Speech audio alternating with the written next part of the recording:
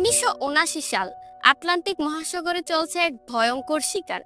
তিমির রক্তে লাল হয়ে উঠেছে পুরো আটলান্টিক মহাসাগর। এই ভয়ঙ্কর ভাবে তিমি শিকারের জন্য নেতৃত্ব দিয়েছে সিয়েরা নামের একটি তিমি শিকার জাহাজ।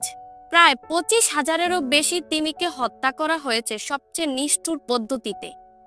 তিমি আহত হলে অন্য তিমিরা তাকে বাঁচাতে আসে, আর এই সহানুভূতিকে সুযোগে পরিণত করে শিকারীরা।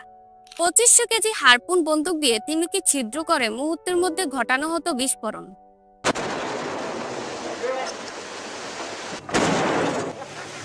16 জুলাই 1979 সালে বদলে যায় সবকিছু। সি শিপার নামে একটি ছোট জাহাজ সিয়েরার সঙ্গে সংঘর্ষে জড়ায়। নেতৃত্বে ছিলেন এক সাহসী মানুষ, পল ওয়াটসন। সিয়েরার ক্যাপ্টেন গুলি চালালে ওয়াটসনের মিশন সফল হয়। সিয়েরাকে স্থানীয়ভাবে ক্ষতিগ্রস্ত করা হয়।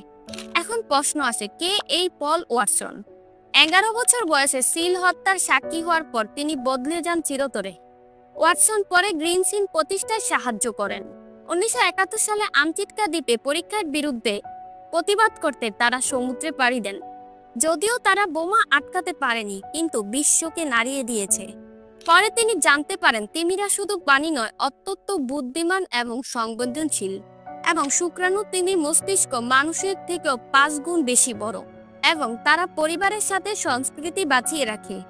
আজও তিমি বিপন্ন, কিন্তু একজন মানুষ, পল ওয়াটসন, তিনি প্রমাণ করেছেন যে প্রকৃতি রক্ষায় একজন মানুষই যথেষ্ট।